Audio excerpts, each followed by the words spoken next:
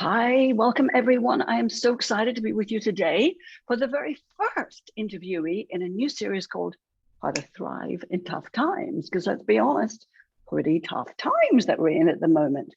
So my first guest, I'm so excited, is a man called Glen Harrold. And I know what you're all thinking, and I'm thinking it too. Are we related? So we've just had this conversation before I pressed record. Like, are we related? We're trying to figure it out. Glen reckons that his grandfather is from the south of Ireland, specifically Limerick. Holy smolies, that's exactly where my family are from, but that's a whole other conversation. So here is why it's so important to hear what Glen's got to say, because Glen is one of the world's top hypnotherapists. He has sold over 10 million downloads, books, CDs, the whole gamut. And his expertise is all about how you use your mind to create the results that you want in life, and specifically how to take control of your programming.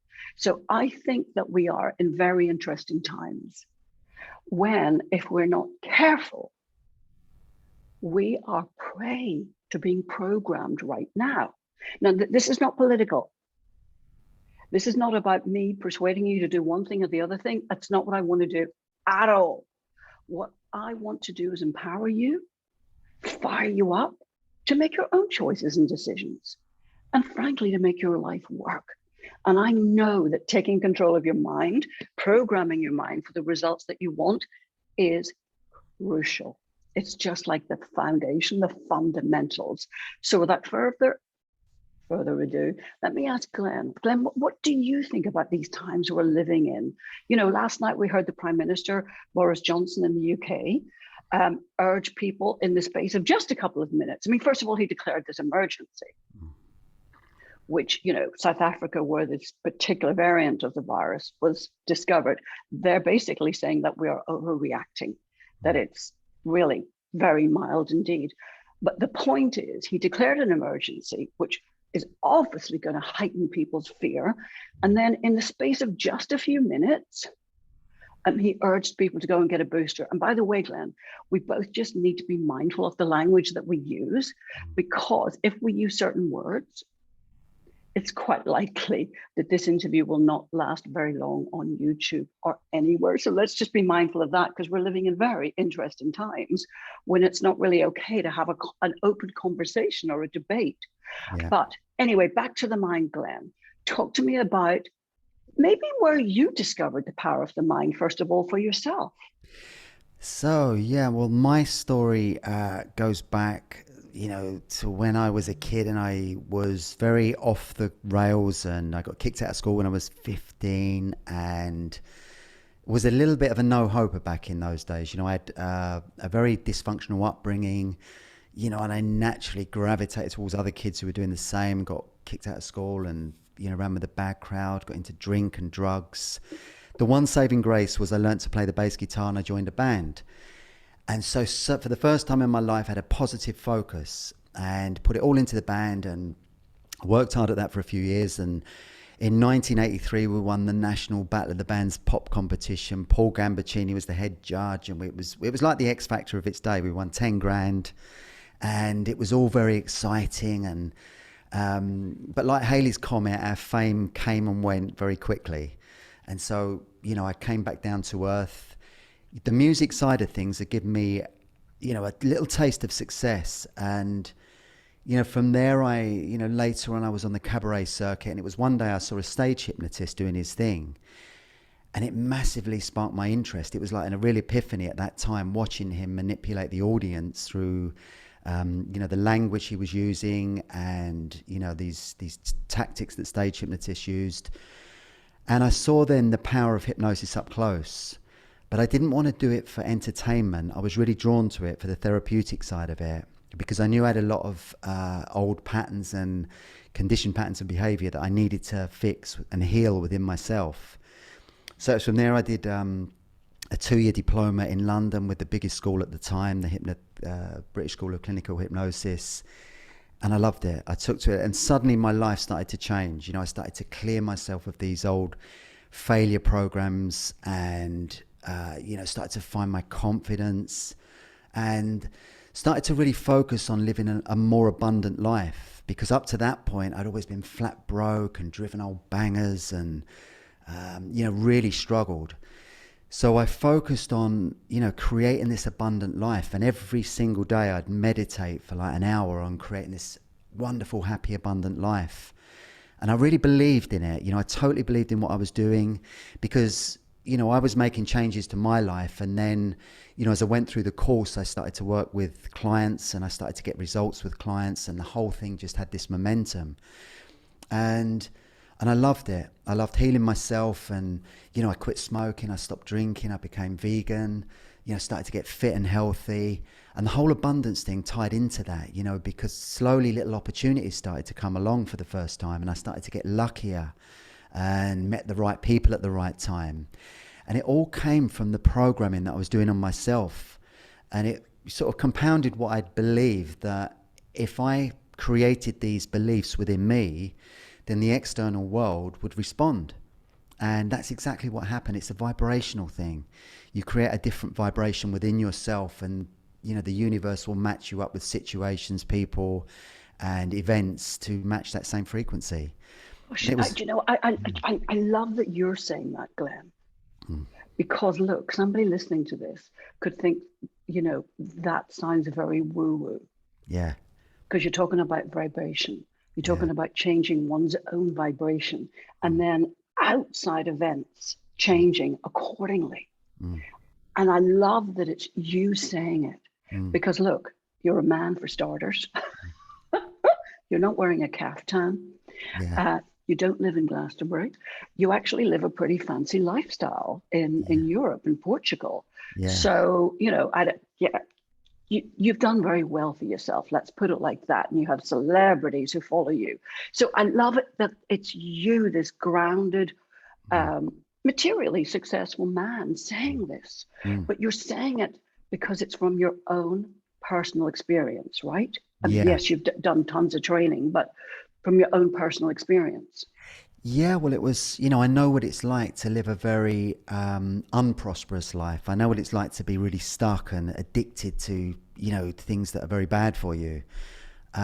So, breaking free of all that and going on this journey, as soon as I started to make progress, it just compounded everything that I'd read and believe, and I totally believe it, and I just put 110% into transforming my life, because I'd had so few opportunities when I was young that when the opportunities did come along, I took them with both hands. And, my wife still says to me, you work as though you're broke sometimes.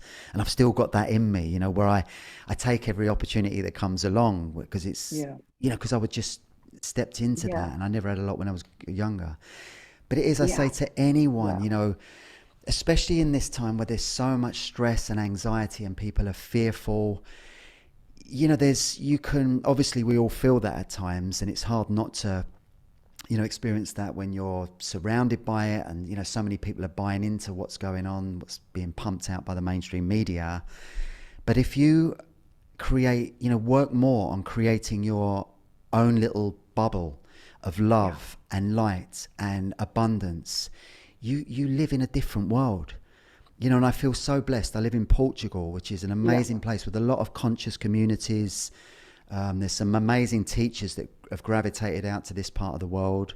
There's a certain energy into this place. And, all of the friends I've got out here are living very abundant, happy lives. But they're working on themselves. They're doing them, they're meditating every day. They're finding new ways to heal themselves, to fix, traumas from the past, and get rid of wounds, and and gravitating towards high vibrational things. And that's the key. It's, that thing we can, we've got free will, haven't we? And we can choose in any given day, to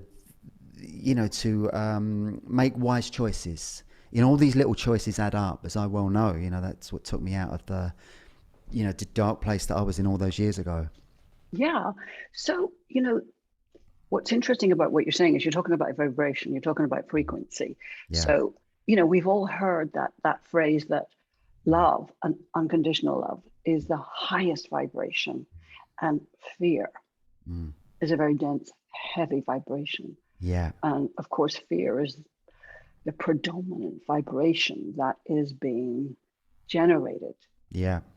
um, in these times. Mm. So it's an effort. It is an effort for all of us to refute that. Mm. So, you know, what I've heard, I've been making some notes here.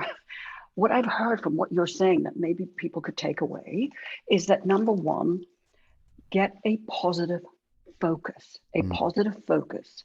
Yeah. So for you, the band, Mm. Glenn, Mm. was the positive focus that took you in a different direction. It took you in a positive direction. Yeah. So if people are listening to this, get your positive focus, whatever that happens to be. For some Yeah. people, it's a choir. For some people, it's a different job or doing something different in your business or Yeah. something. It's a positive focus. And then the second thing I've heard you say, Glenn, is the positive mindset, Mm. because it sounds like you absolutely committed hook, Mm. line, and sinker to Mm. focusing your mind Mm. in a particular way, Mm. and like 100% committed to take charge of. Does that make sense? Am I right Yeah, there? absolutely that, and I also put a lot of effort into, opening my heart up and, operating more from my heart, because when I was a young man, I, was quite self-centered, like lot of, young people who grow up in a materialistic sort of world, and, they focus on themselves, and, it's a dog eat dog world, all that kind of thing. I grew up in that sort of world. And so that was a big thing, to break out of that sort of mindset and operate more from a place of, a heart-centered place, and being more compassionate and kind. And I always try to remember to be in that, to spread that around as much as I can. When I'm out and about, just, saying kind things to people, it can lift. Yeah. You can say, if you go into a shop and say something nice to the person behind the counter, and it can change their day. Simple little acts of kindness make a difference. I love that. So yeah, all of these things add up. Yeah. And I often do that. If I ever get into a cycle of fear and, I'm worrying about something, I drop out of that. I let go of that, and I'll flip into this other sort of focus where I'm projecting out a feeling of love and compassion. If I'm at, someone's, had a disagreement with somebody, Yeah. rather than operating from the ego where I'm blaming them, or, it's their fault, this Yeah. situation, Yeah. I start to operate, connect from my higher consciousness to theirs, Yeah. and let go of all the, the mundane, the small stuff.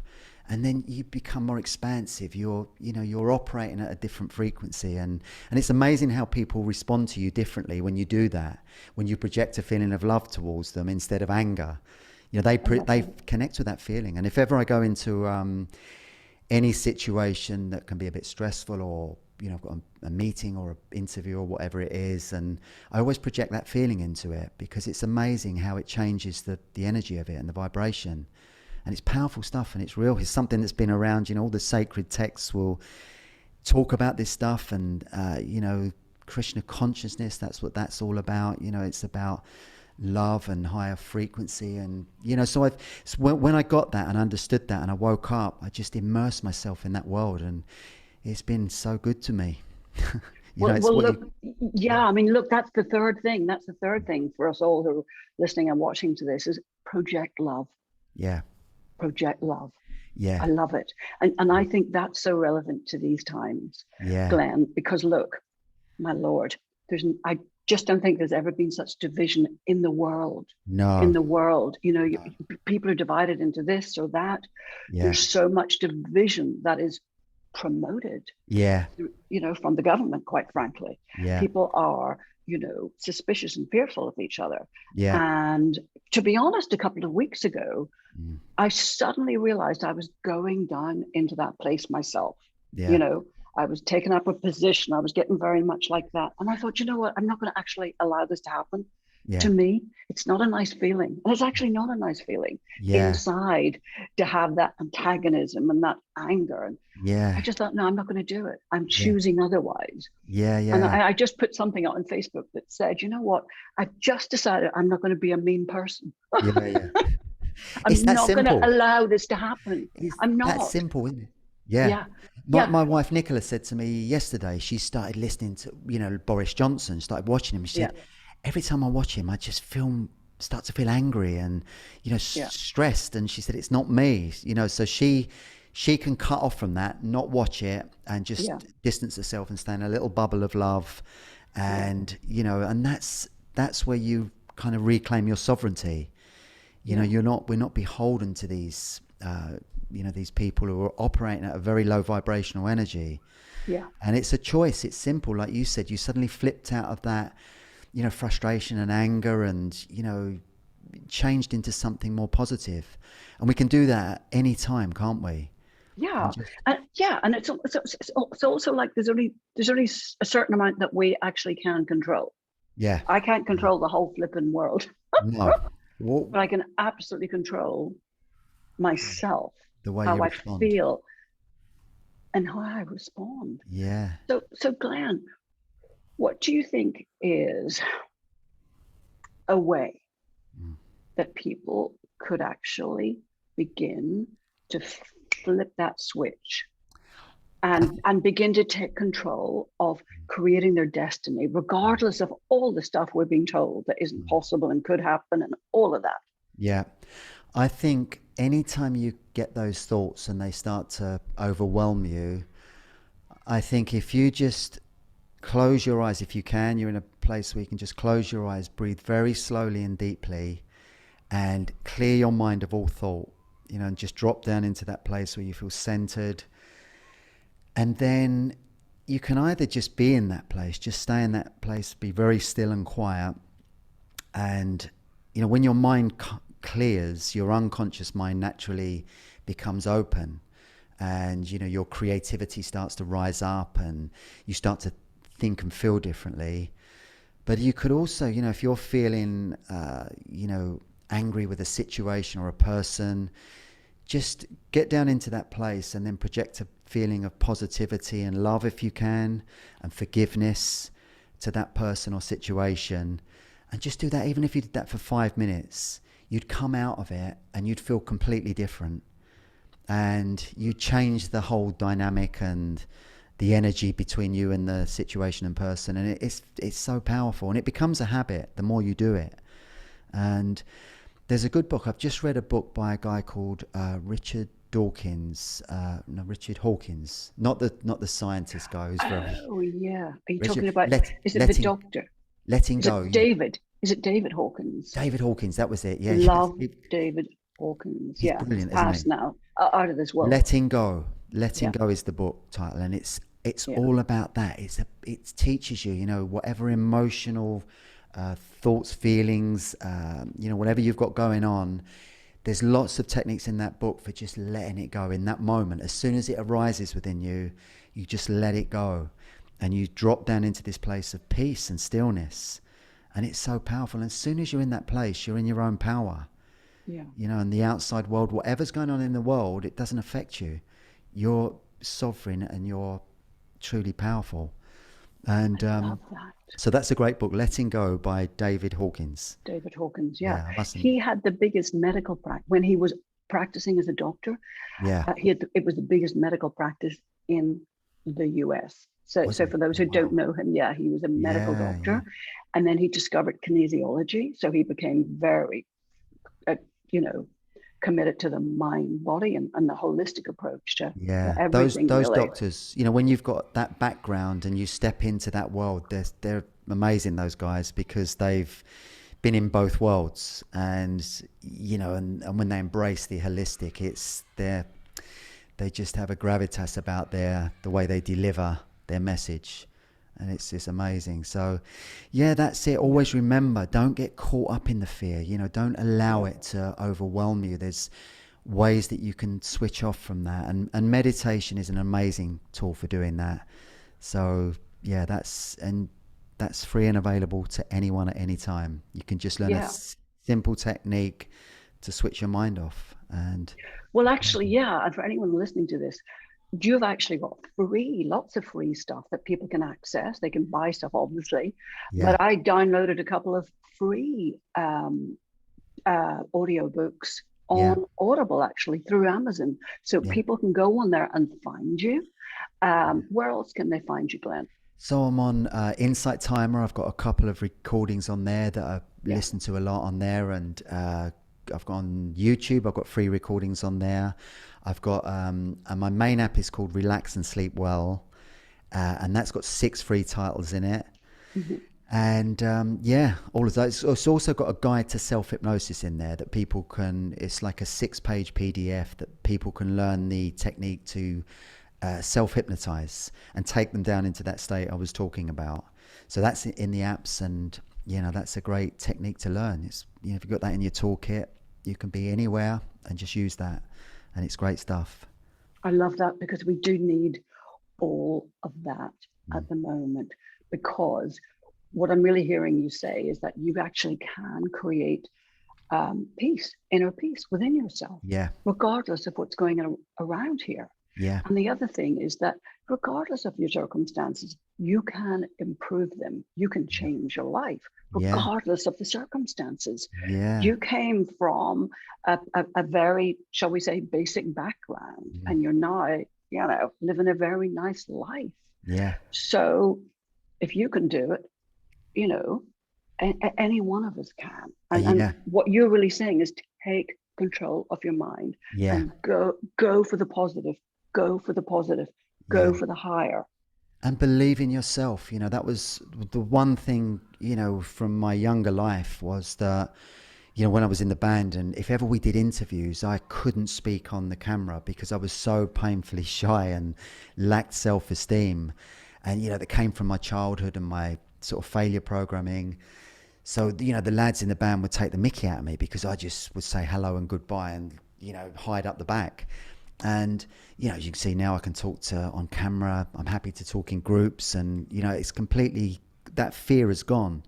But it Yeah. only went because I worked on clearing it, through self-hypnosis, meditation, and, through that, working on myself. And so you can get rid of any debilitating block or, Yeah. anything that holds you back, any fear, anxiety, stress. You don't have to stay stuck with it.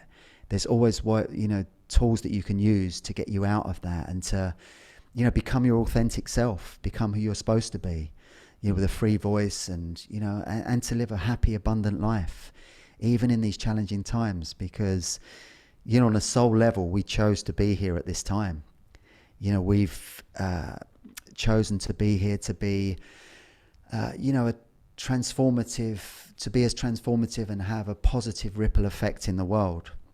Yeah. That's the thing that I'm probably most proud about, that I'm now able to help other people and have that ripple effect, from, because I got over my own struggles, and, that goes out, so if you do this inner work, it has so many knock-on effects, in your immediate circle, in your family. It's wonderful stuff. And yeah, it's there for anyone.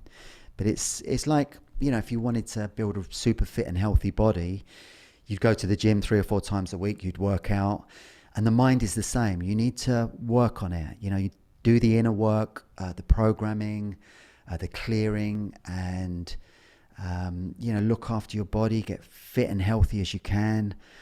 I play tennis against guys 30 years younger than me. I play football once a week, and Yeah. yeah, I'm 60 next year, and I love it. And Looking good on it, looking yeah, good. it's and Yeah, I am it's fitter nothing. than I was 25. I couldn't have done this because I was smoking and boozing, and Yeah. so there's so many rewards. You can upgrade your life at any age.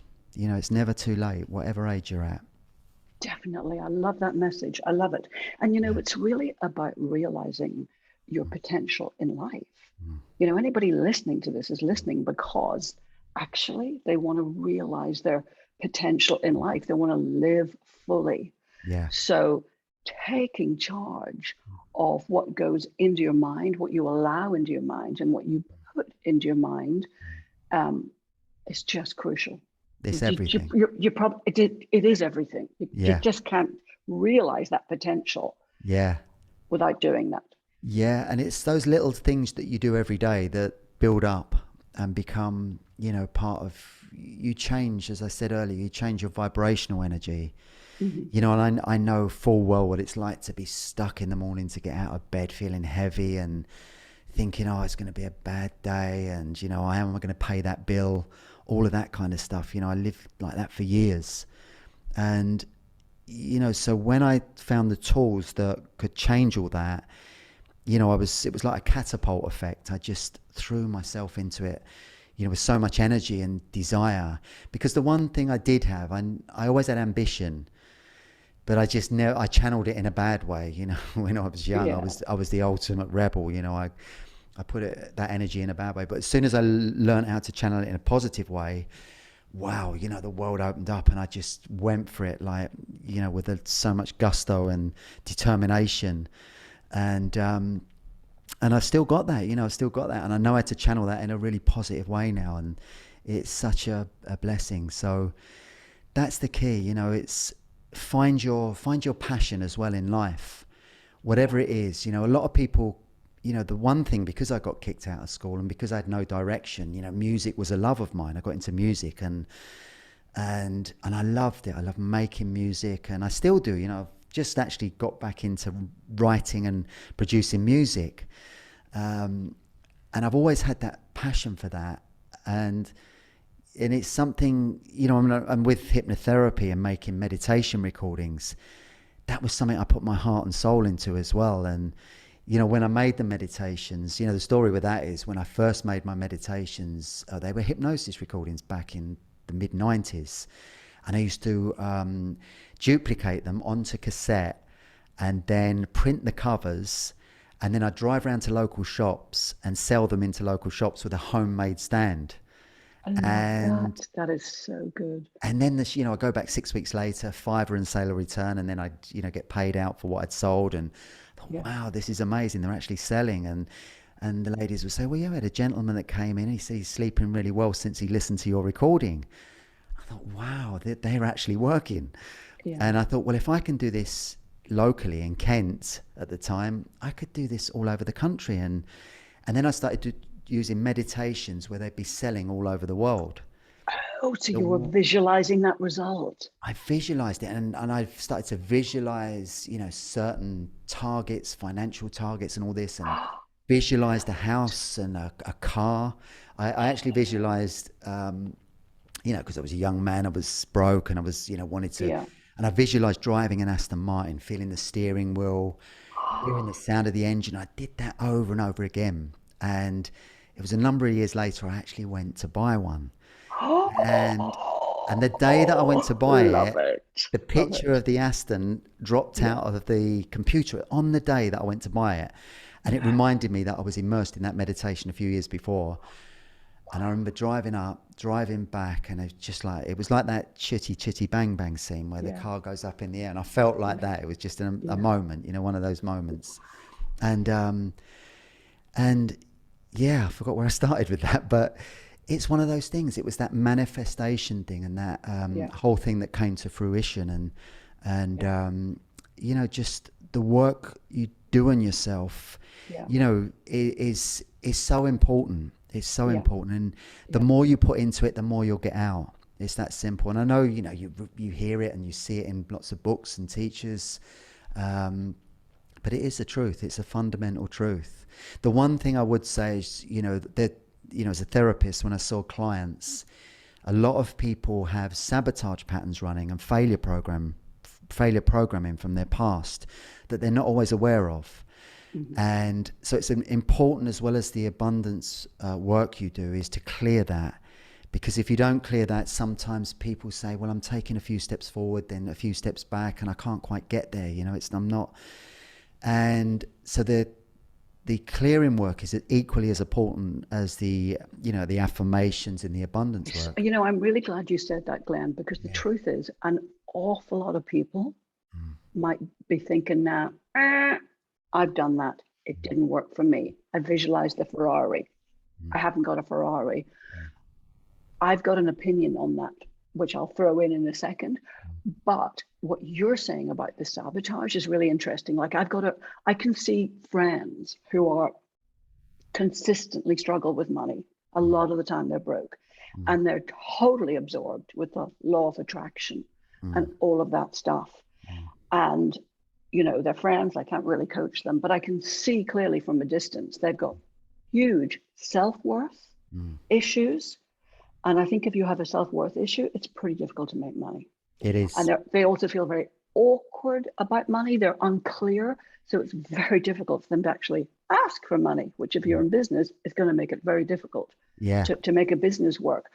But what would you say about that, Glenn? How can people get aware? How can they clear those patterns? Well, I'll give you a good example of that because, you know, when I started on that trail, you know, when I started to do the abundance work, I actually had, I think it was a kinesiology session back, this was 20 odd years ago. And one of the things that came up was a fear of money.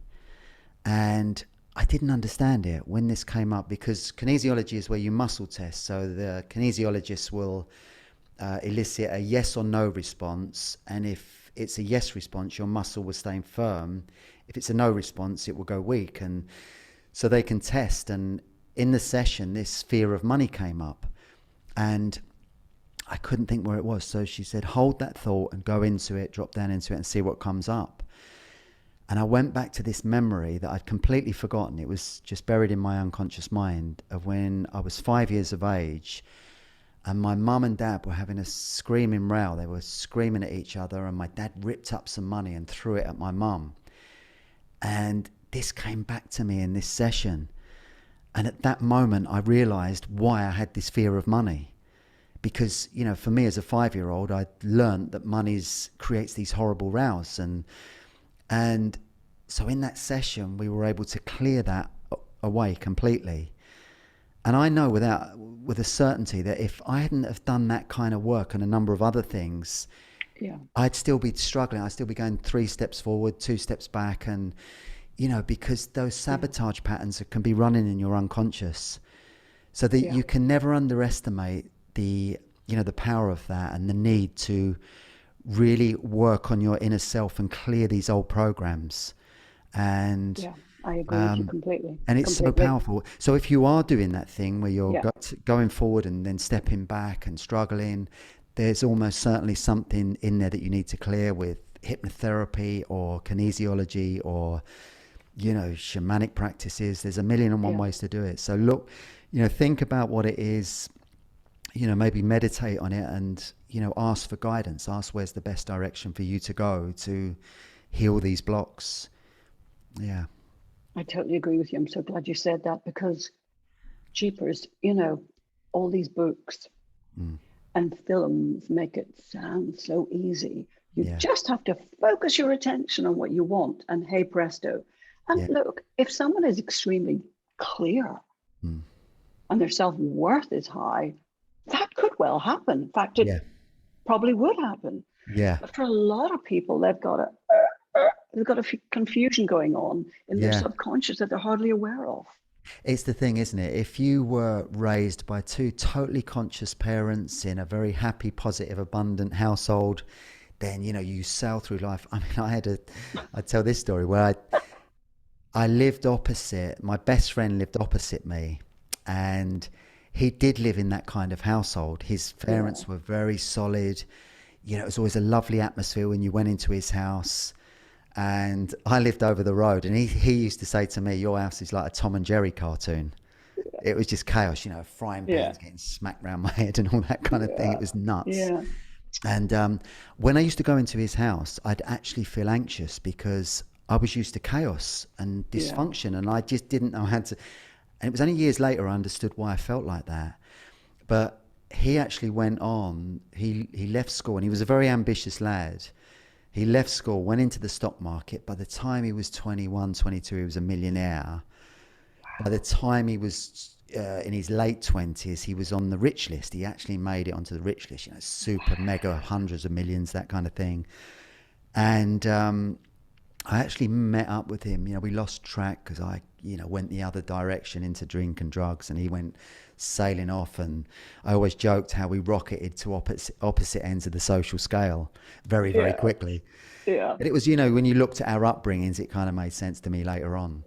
But I bumped into him, when he'd made a fortune, and I was living a couple of miles up the road in this tower block in Penge at the top floor, and it was like as rough as it got. It was a rough area, and he was living in this £1 million apartment and driving a Mercedes, top of the range Mercedes, and it was a turning point because it made me realize as kids we were equals.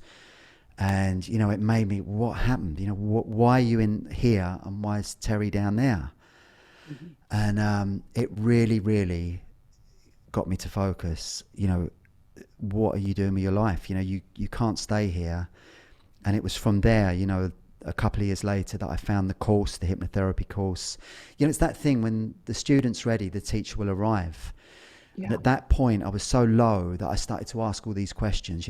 Why am I stuck? Why can't I move forward in life? Mm-hmm.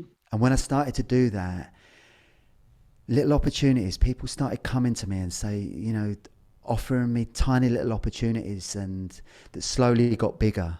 And then I did the hypnotherapy course, and I had a tool to start to really work on my failure programming and all that kind of thing. And that was the way out, and that was it. And years later, I bumped into Terry again, and I had the Aston Martin. I was driving that, and he couldn't stop laughing.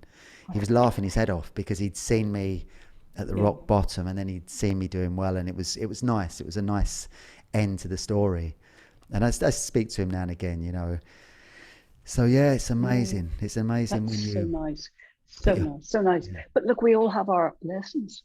Yeah. I mean, I'm sure he's got his, because I think life is really a finishing school, isn't it? It's not Disney World. It's so well said. So well said. It is like an opportunity to graduate this life, isn't Yeah. it? Yeah. And yeah, on the surface of it, life can look fantastic for some people, can't it? But everyone, we're all trying to make sense of this world and, get through it as best we can and be the best version of ourselves that we can. Yeah. And it's I think of that, it's like an opportunity to graduate, to clear your karma, to clear your family karma and heal relationship wounds and that kind of thing. And, and to live a happy, abundant life. But if you do that work, it's amazing how life does reflect back to you, the place that you're in and the energy that you've created within yourself. Yeah. Totally. And we'll finish up in a second, Glenn, but there's just something that I've heard you say that might be useful for someone listening who perhaps is feeling very stuck. It certainly feels to me like you reached a point, maybe there was more than one point, where you felt you were at rock bottom. And am I hearing it right? Did you sort of almost ask for help? Did you ask to be shown? Would you just say a few words about that?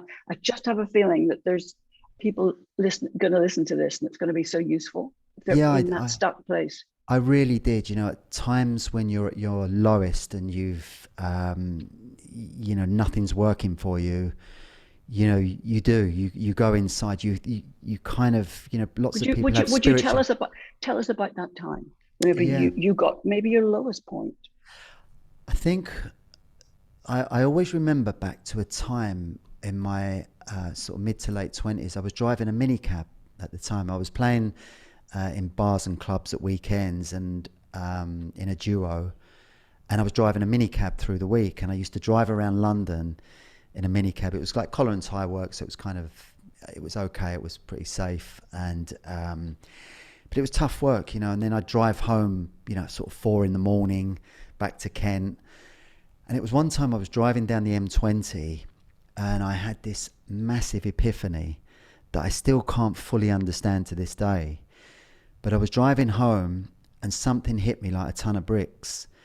And it was almost like a download. It was some kind of awakening that happened at that point, because, yeah, suddenly I felt really emotional and I started to cry, tears rolling down my eyes. Nothing had happened before. I didn't listen to any songs or anything like that. I was just driving home, kind of in an unconscious state at that time of the, time of the night. And just felt this huge epiphany, and I felt my heart opening. I felt there was so much more to life that I needed to find and seek out. And I went home and I wrote this song, a powerful song that I've still not fully recorded, but I just felt this awakening. It was like a spiritual awakening. That's what it was. Because from that day onwards, I went to the library the next day and I started to, get all these books I could on spirituality. And I had this massive thirst for knowledge. And I started to read, prodigiously. And I just couldn't stop. I was like on this, treadmill for a couple of years where I just had to take in all this information. And I started going to spiritual groups. I went to this little group in Tunbridge Wells, which was the Kent Healers group. And I'd be in there, I was like 27, 28, and it would be these old ladies and old men doing healing on each other. Yeah. And I was in there and I sometimes I think, what am I doing here? Yeah.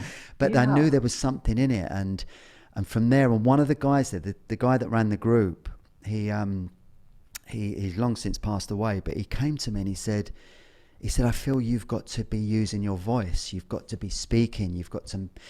And it's something about your voice that you've got to be using. And at the time I was still in this place where I didn't have much of a voice. I was very anxious and frightened about speaking. And he used to force me to do a little closing speech at the end of this group. And it was so uncomfortable. But when I look back, it was like I was getting these signs, these clear signs. So I did that thing of asking, and I got it powerfully. I really, it hit me like a ton of bricks. And like I said, I met that guy. He gave me a really clear sign.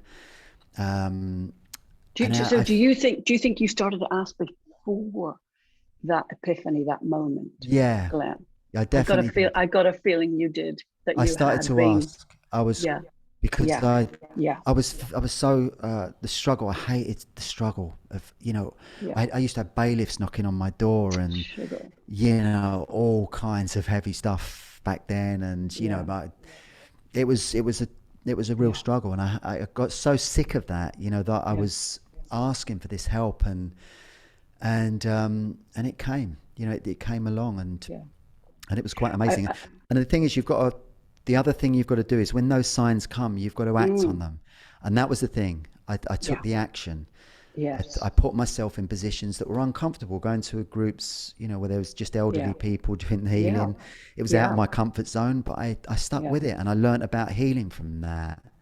And then for me, then I started to think, well, I want something a bit more. And then I saw the stage hypnotist, and that led me into becoming a hypnotherapist. And then I started making recordings, and 10 million sales later, boom. God. It all worked out. What a story. I mean, I honestly, I had no idea that you were that interesting. In all honesty, I thought your life was just straightforward and a bit of a breeze. Well, and probably most people think that. Yeah, you see the sort of success side of things, and then it's you find Jason. I know Jason Vale. I've known Jason for 20 odd years, and his story's similar. Grew up in Peckham, didn't he? And had a tough start. He was a smoker. He was covered in psoriasis. And I love it. I'm going to get to Jason, but I really want people to take away from this. It doesn't matter. It just doesn't matter how you are feeling right now. It doesn't matter how stuck you are, because you can get out of that place actually quite quickly if you ask for that help. Yeah. Ask for the help. Be humble enough to ask for the help. Maybe we don't always know all the answers, so we get to ask. And then, as Glenn is saying, be humble. Yeah. Pay attention. Yeah. Follow through. Do the work. What you're hearing from Glenn is a lot of hard work. A lot of hard work. So yes, you get to take care of your mind, program your mind for success, and you get to follow through and do the work. And then life just gets easier. Life just gets easier. That's certainly my experience too. But Glenn, thank you so much for your time today. Honestly, it's been amazing. Oh, it's been lovely to speak to you. You were that interesting. So thank you. And I'll make sure that I put all the links to you when we put this out and everything. Thank you. And thank you. Thank you so much. It's a real Thank you, my pleasure, darling. and we'll have to check our lineage, won't we? See if we were Yeah. related Oh back my in Limerick God. all those You're years ago. probably my 10th cousin or something. Yeah, I know. All right, my darling. Thank you so much. Take Thank you. care. Take care, my darling. I'm just going to stop this. And if you hang on 1 second, I will do that. Stop the recording so people don't have to listen to me fiddling around, stopping this. There you go. I think